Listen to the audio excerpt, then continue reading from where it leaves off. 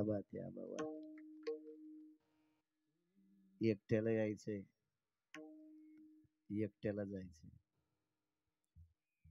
कोट्यावरी जरी धन असेल अद्याप नाही.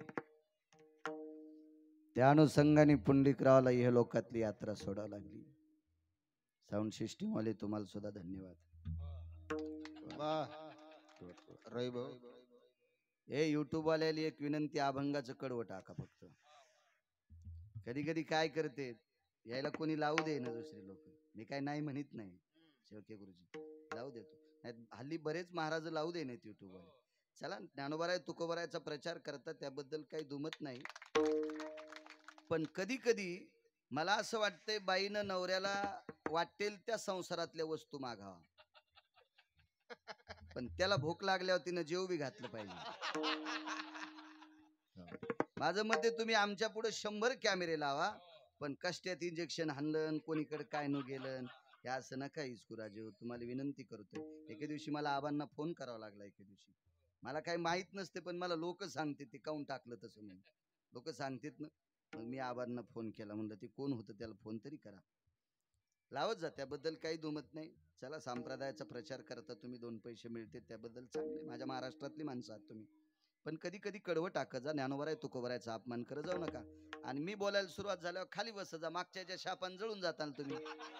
विठाला विठाला विठाला विठाला विठाला विठाला विठाला विठाला विठाला विठाला.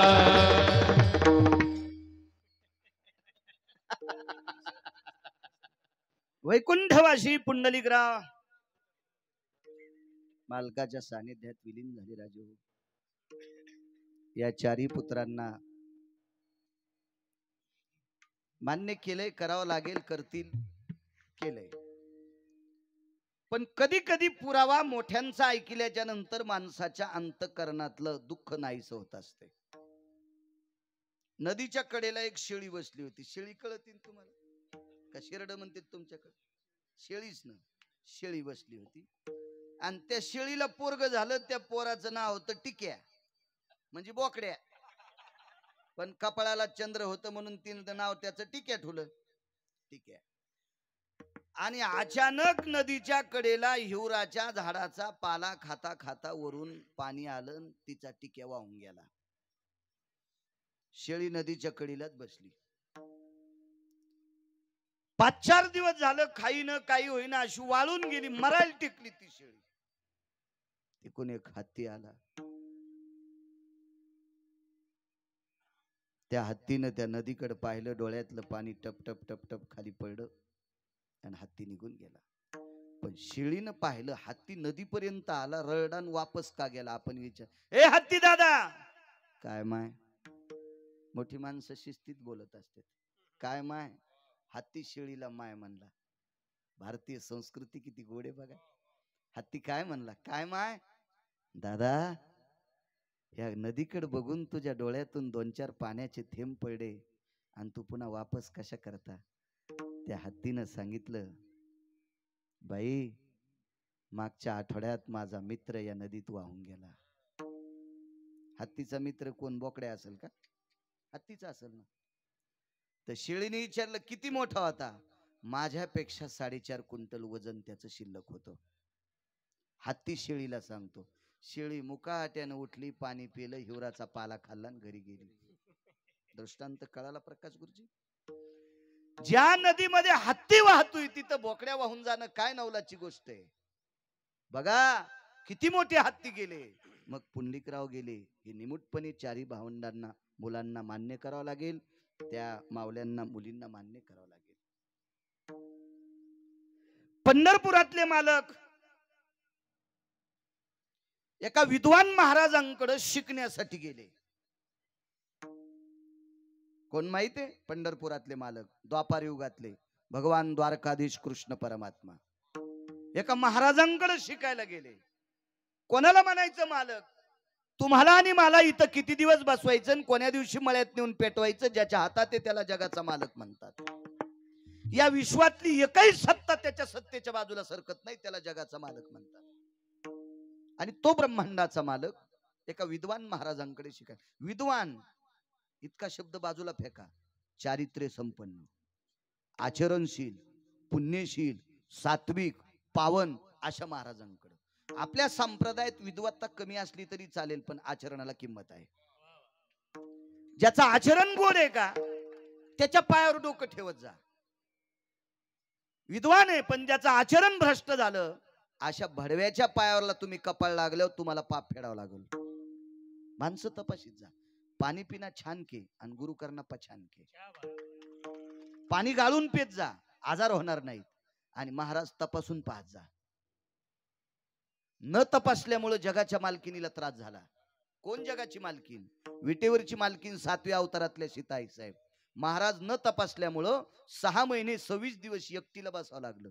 एकटीला, जगाच्या मालकीनीला. रावण खरा महाराज होता का? नाही, खोटा होता. न तपासल्यामुळे इतकी फजिती झाली. असे कितीतरी पुरावे तुम्हाला देता येतील, पण आपल्याला पुढे सरकायचं. आपल्या वेळेत पाळी झाली पाहिजे. विद्वान, सात्विक, सदाचारी, पुण्यशील महात्मा, त्या महात्म्याचं नाव होतं मुनिश्री सांदीपनी. फार विवेक संपन्न. थोडासा आवाज कडक.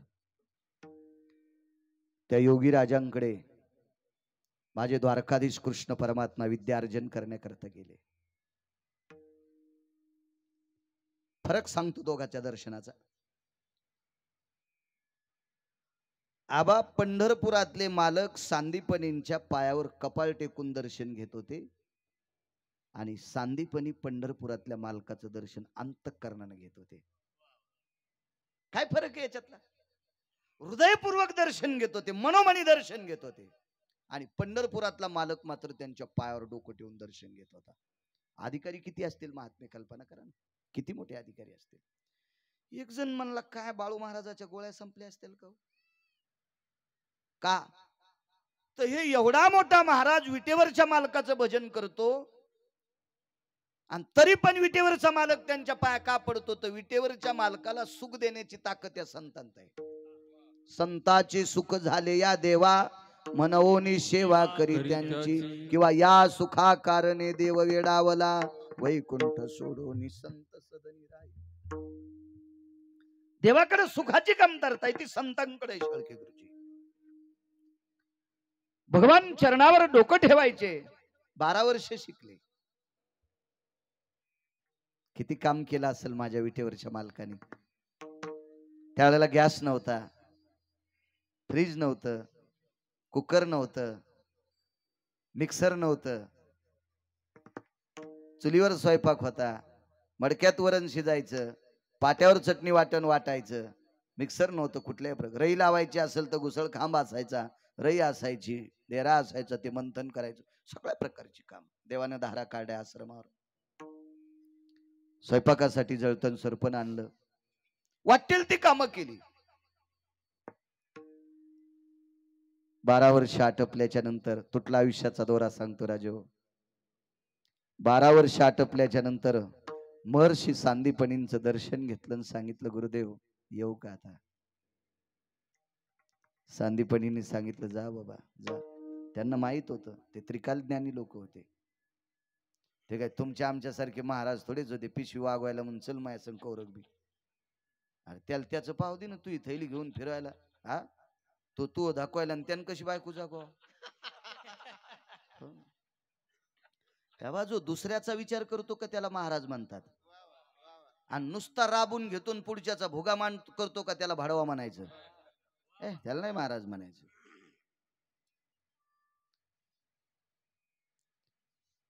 या म्हणे पुढेही बहुत करणे आहे. फार मोठे काम होते पुढे देवाच्या पाठीमाग. येतो म्हणे. निघल्याच्या नंतर पाठीवर थाप टाकली, या कृष्णा या या. पण देवाचा पाय का ओढत नव्हता माहितीये का? आपण 12 वर्ष ज्यांच्याकडे शिकलो त्यांना काय देऊ? तुटला आयुष्याचा दौरा सांगायला पुराण नाही, आपल्याला पुरावा बघायचा आहे. वैकुंठवाशी आदरणीय पुंडलिकराव गेले. याच्या पाठीमागे किती मोठ्या माणसांचा धागा तुटलाय त्या अर्थी आपल्याला मान्य करावं लागेल, यांचा तुटलाय. सांदीपनींनी विचारलं, कन्हैया काय काय अडचण काय? मान खाली घातली, विचारलं, गुरुदेव थोडासा कडक. गुरुदेव आपल्याला काही गुरुदक्षिणे देऊ का?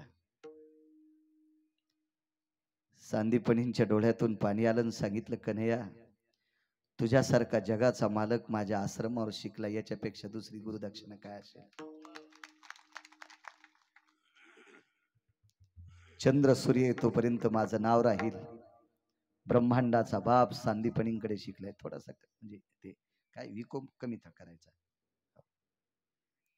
ब्रह्मा बेस बेस बेस कमी करा. ब्रह्मांडाचा मालक माझ्याकडे शिकलाय.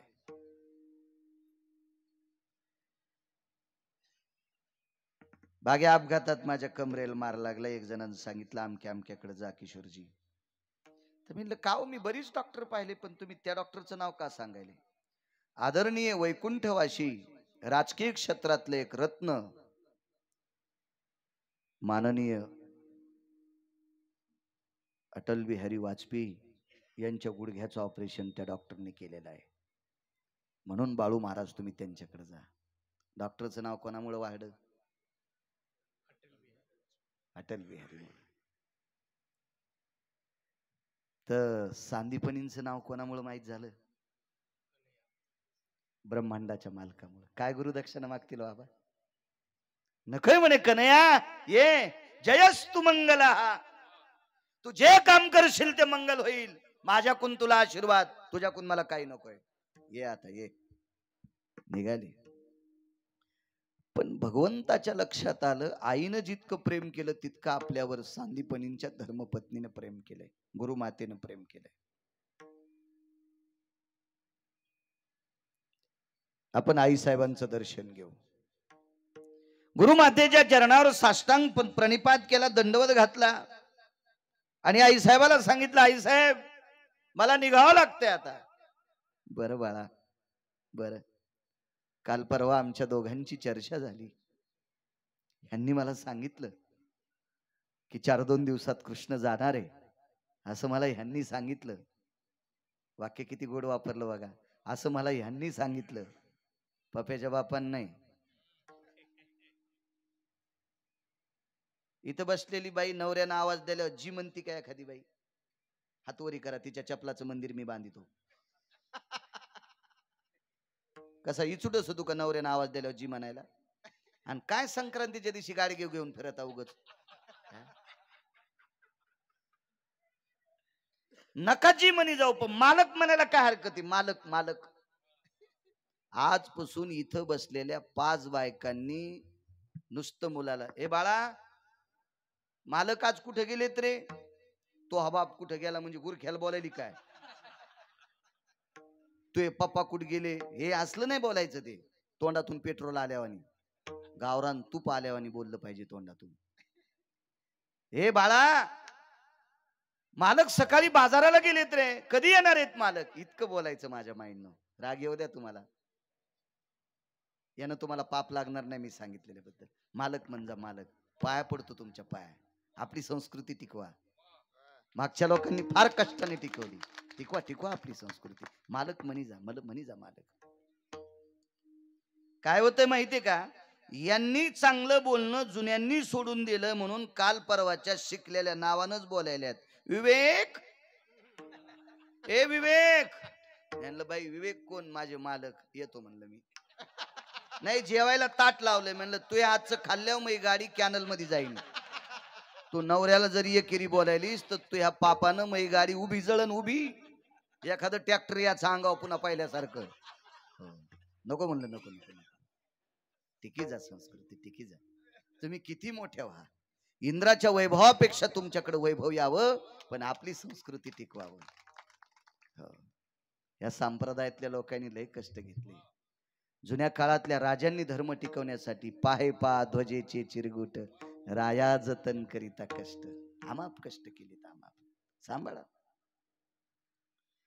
आणि काय होतं माहितीये का? जाऊ द्या 5, एक जरी बाई इथून पुढे नवऱ्याला मालक म्हणली तर त्या पुण्याईनं गिरगावकराची फुटकी नाव तरंगण. दुसरं पुण्य लागतच तरी काय आम्हाला?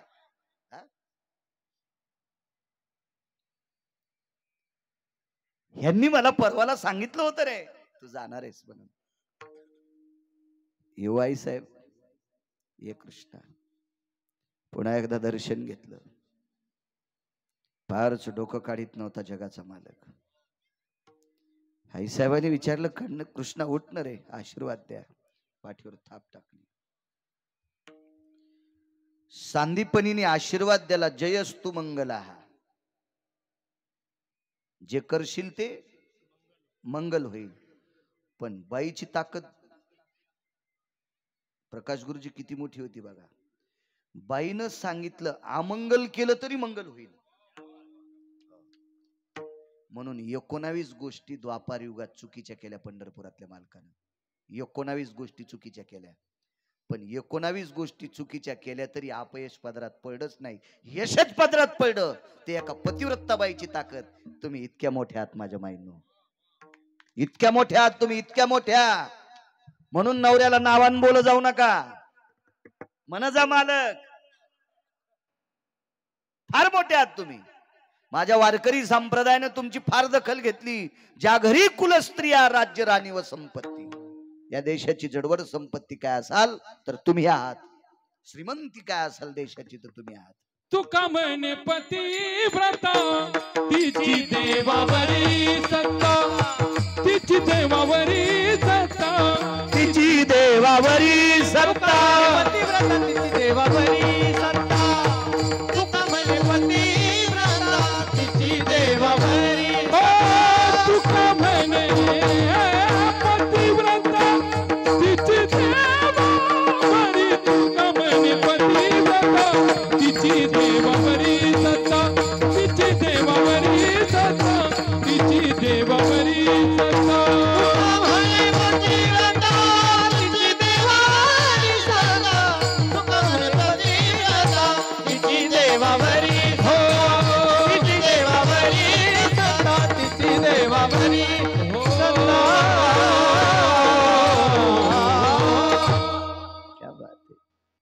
एवढी शक्ती तुमची. देव तुमच्या ताब्यात आहे. देव देव देव. देवानं चुकीचं काम केलं तरी ते मंगल व्हावा असा आशीर्वाद देण्याची ताकद ज्या बाईत. सरकत नव्हता आश्रमातून. हे कृष्णा, हे पाकगृह ओलांडलो. पाकगृह म्हणजे स्वयंपाकगृहात होते आईसाहेब.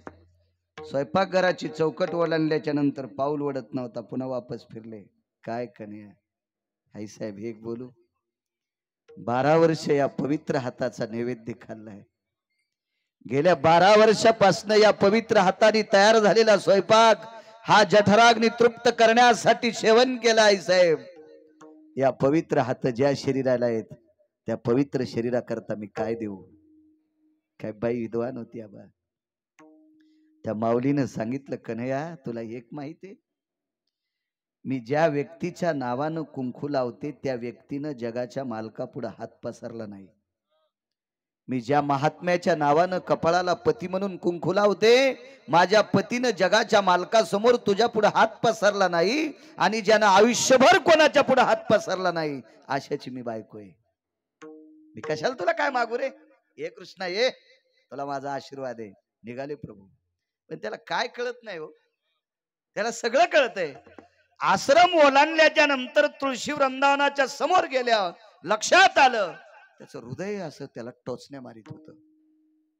त्याच्या लक्षात आलं ज्या बाईनं आपल्याला जा म्हणून आशीर्वाद दिलाय तिच्या अंतःकरणात कुठेतरी पिना टोचायल्यात. वापस आले. पाहिलं तर अंतःकरणाचा बाण फुटला आणि सांदीपणींच्या धर्मपत्नी रडत होत्या. तुटला आयुष्याचा दोरा सांगायला वाक्य नीट ऐका. याकडे बोलतोय. भगवंत खाली बसले. पितांबराचा दुमाला सोडला आणि पितांबराच्या दुमाल्याच्या कोपऱ्याने महर्षी सांदीपनींच्या पत्नीचं गुरुमातेचे डोळे पुसले. आईसाहेब रडता. कन्हैया,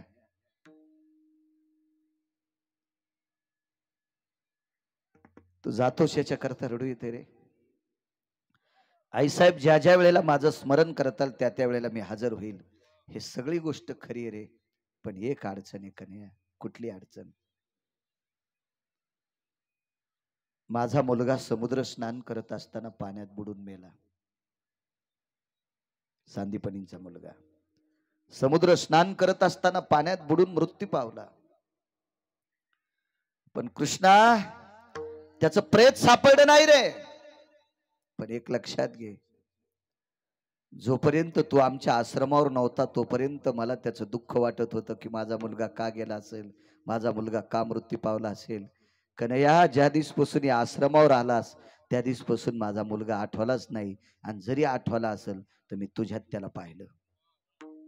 कृष्णा, तू समोर दिसल्याच्या नंतर माझा मुलगा मला तुझ्यात दिसत होता रे. याच्याकरता कधी माझ्या डोळ्याला पाणी आलं नाही. पण कन्हैया लक्षात ठेव, हा आश्रम तू सोडून गेल्याच्या नंतर माझ्या कालवश मुलाला मी कोणात बघू रे, कोणात पाहू, कोणात पाहू. म्हणून हृदयाचा बाण फुटला आणि जगाच्या मालकाला कवटाळून एका फार मोठ्या साधूची धर्मपत्नी रडत होती. महर्षी सांदीपनींची पत्नी रडत होती. ज्या सांदीपनींनी पंढरपुरातल्या मालकाला 12 वर्ष शिकवलं, एवढ्या विवेक संपन्न साधूची पत्नी रडत होती. भगवंतानं सांगितलं, आईसाहेब, गुरुजींना बाबांना गुरुदक्षिणा देत होते, त्यांनी नकारली. तुम्हाला काहीतरी गुरुदक्षिणा द्यावी याच्याकरता तुम्ही सुद्धा नकारली. पण एक देण्याचा योग आलाय. मी गेल्याच्या नंतर तुमचा मुलगा तुम्हाला कोणात दिसणार नाही. याच्यापेक्षा परत आणून देऊ का? परत आणून देऊ? कोण अशी जगात बाई आहे तिला मुलगा नको वाटते? कोण नको वाटते? कोण नको? कोण बाई? ठीक आहे कृष्णा, तुझी जर इच्छा असेल, तुझ्यात ती शक्ती आहे, तुझ्यात तो अधिकार आहे, तू निश्चित माझा पुत्र परत आणशील. मृत पुत्र जीवविला वापस आणून दिला पुत्र. किती आनंद झाला असेल. याच्यासाठी काय काय करावं लागलं असेल. भगवान शिवजीची गाठ घ्यावी लागली, विधात्याची गाठ घ्यावी लागली, कालचक्राची गाठ घ्यावी लागली, काल दंडाची गाठ घ्यावी लागली. याच्यानंतर यमधर्माला आमंत्रित केलं. यमधर्म हा सर्वोच्च पद असते. यमधर्म म्हणजे फार मोठ्या टोकाचा असतो. यमधर्म किती अधिकारी असतो सांगू तुम्हाला. यमधर्माच्या पायात धर्मराजा पडत होता. यमधर्माच्या पाया अर्जुन पडत होते. यमधर्माच्या पाया भीम, नकुल, सहदेव पडत होते. कधी पडले?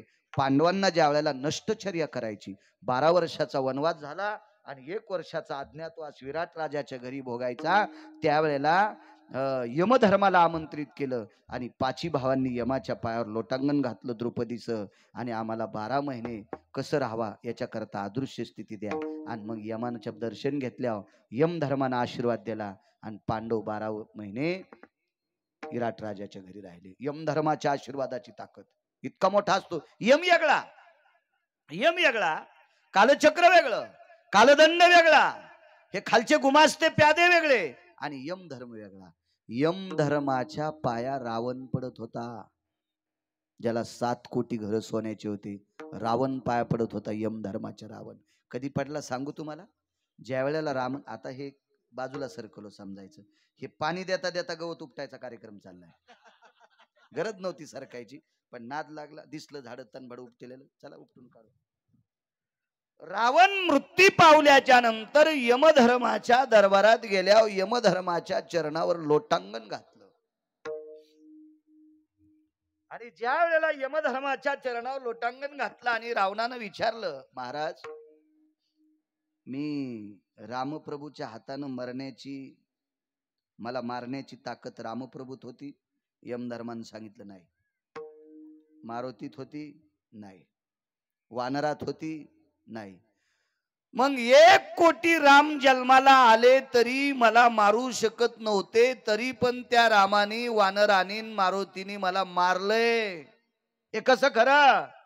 तर यमधर्माच्या डाव्या डोळ्यातून पाण्याचा थेंब आला आणि यमधर्माने सांगितलं, राजा, तुला मारलं फक्त तुझ्या बहिणीनं, तुझ्या भावानं. रावणाला रामप्रभूंनी मारलं नाही. बदनाम करू नका प्रभू रामचंद्राला, मारुतीरायाला बदनाम करू नका, वानरांना बदनाम करू नका. रावणाला मारलं त्याच्या तुटलेल्या नाकाच्या बहिणीनं, हो, आणि खुर्चीची लालसा असलेल्या भावानं. त्याचं नाव होतं बिभीषण. म्हणून तर माझ्या 18 मालकांपैकी एका मालकानं बिभीषणाला मूर्ख म्हणून शिवी दिली. विठाला विठाला विठाला म्हणती बिभीषण शहाणा, बिभीषण शहाणा, म्हणती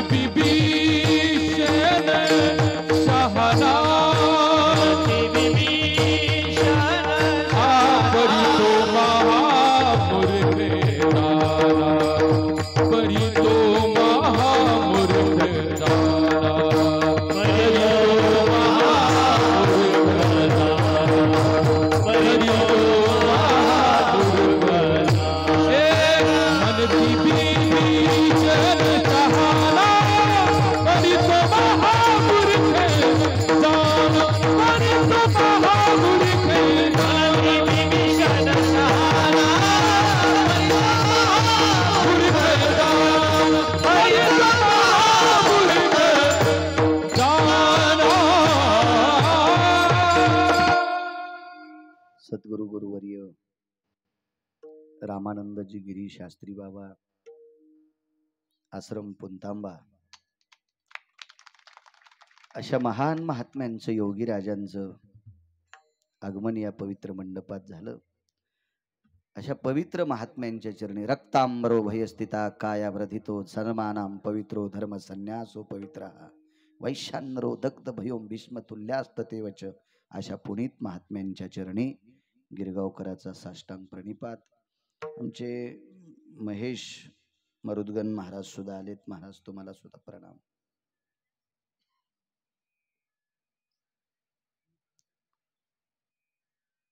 या सगळ्या गोष्टी एकत्रित केल्या आणि जगाच्या मालकाने महर्षी सांदीपनींचा पुत्र परत आणला. घ्या आई साहेब तुमचा मुलगा. याच्यापेक्षा गुरुदक्षिणा दुसरी कुठली असेल? भगवान निघून गेले. मला फक्त वर्षाने त्याचा अजून पक्का पुरावा लागलेला नाही, पण कधी जर आता पावसाळ्यात मला थोडासा वेळ भेटतो, मी याचाही पुरावा लागेल. एवढ्या दिवसाच्या नंतर परत आणलेला सांदीपनींचा पुत्र पुन्हा मरण पावला.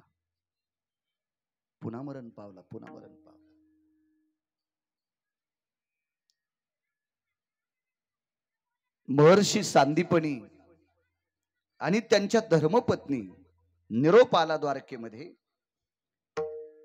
त्यावेळेला पंढरपुरातले मालक हे द्वारकेत नसून पांडवांच्या घरी होते. द्वारकेचा राणा पांडव. इंद्रप्रस्थात भगवान होते, हस्तिनापुरात पण नव्हते. इंद्रप्रस्थात पक्का निरोप आहे मला, मी वाचल्याशिवाय सांगत नाही. इंद्रप्रस्थामध्ये भगवान निरोप पोचला आणि महर्षी सांदीपनींच्या आश्रमावर भगवान पुन्हा पोचले.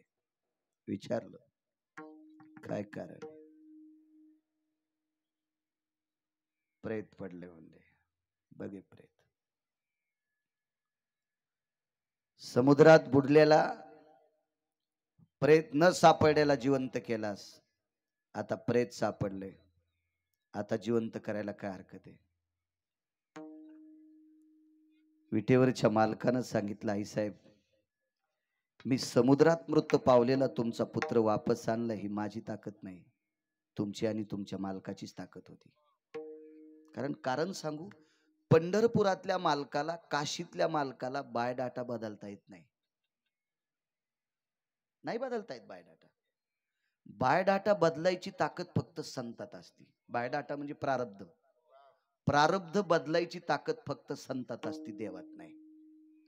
विटेवरच्या मालकाने द्वारकाधीश कृष्ण परमात्म्याने महर्षी सांदीपनींच्या पायावर डोकं ठेवलं. भूमी मशानभूमी होती. मशानभूमीमध्ये पंढरपुरातला मालक ठराविक लोकांच्या पाया पडला. त्याच्यातल्या 2 व्यक्ती सांगतो, एक स्त्री आणि एक पुरुष.